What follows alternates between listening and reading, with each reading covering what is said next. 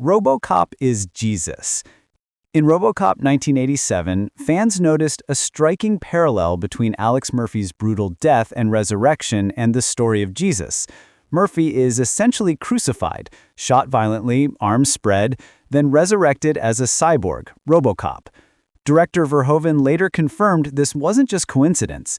He described Robocop as a Christ story, a guy that gets crucified after 50 minutes, then is resurrected in the next 50 minutes, and then is like the super cop of the world.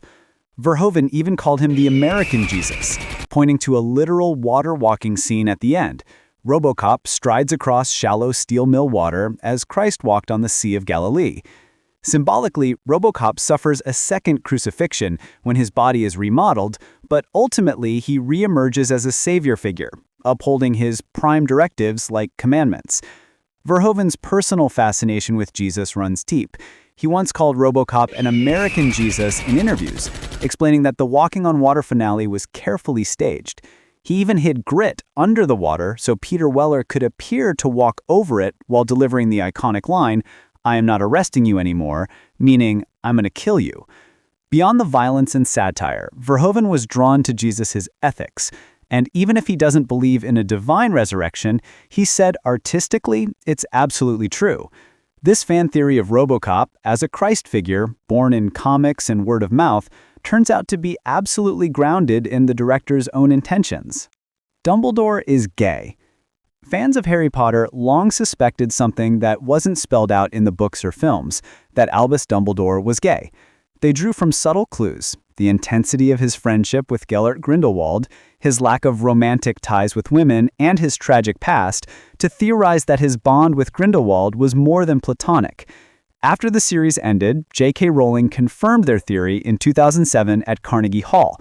"I always thought of Dumbledore as gay," she admitted, explaining that Dumbledore had fallen in love with Grindelwald and was devastated when Grindelwald embraced darkness. She even noted that during a script reading for Half-Blood Prince, she corrected a line about Dumbledore recalling a girl, writing in the margins to clarify, "Dumbledore is gay." Later, in commentary for Fantastic Beasts, Rowling elaborated that their relationship had a sexual dimension and was deeply emotional and passionate, even if not depicted explicitly on screen.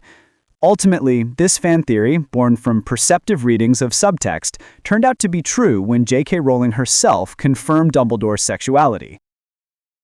Same universe. Alien and Blade Runner exist in the same universe, and it's not just wishful thinking. Ridley Scott himself has admitted there's almost like a connective tissue between them. The evidence starts with tech.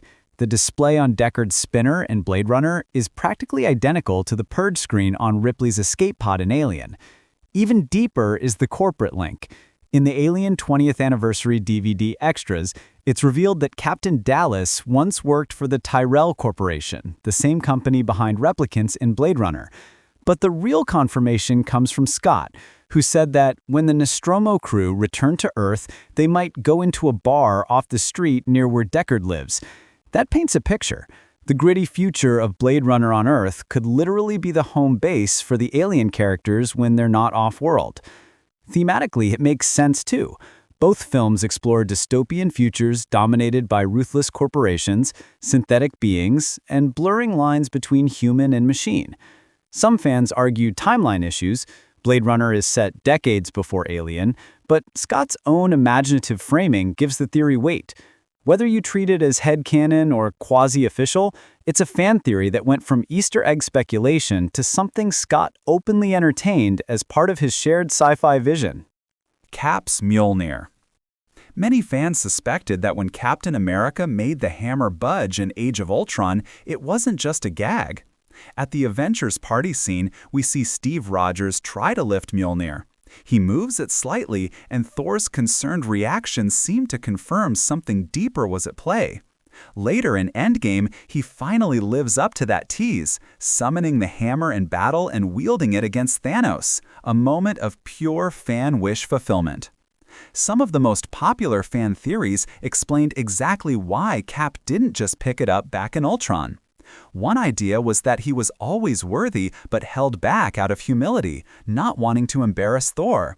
a notion later supported by the Russo brothers, who said in interviews that Cap realized he could lift it but chose not to at that moment. Another theory delved into his inner guilt. Fans speculated that at the time of Ultron, he was keeping secret the truth that Bucky killed Tony Stark's parents, and that burden kept him from being pure enough to fully lift the hammer. Once that truth came out, some believed it purified his conscience, making him truly worthy by Endgame. There's also a line in the enchantment on Mjolnir. "Whosoever holds this hammer, if he be worthy, shall possess the power of Thor." So the MCU moment wasn't just a clever payoff, it was rooted in deep fan theory, creative intent, and comic legacy all coming together. Cars killed humans. One of the darkest and most compelling theories comes straight from Jay Ward, the creative director of the Cars franchise. He once suggested in an interview that as car technology evolved, these machines became autonomous and far smarter than their human creators. Eventually, the cars asked themselves, why do we need human beings anymore? According to Ward, they concluded that humans were just extra weight, so they decided to eliminate them. He also claimed that each car in the Cars world takes on the personality of the last human who drove it, meaning traces of humanity live on in their personalities.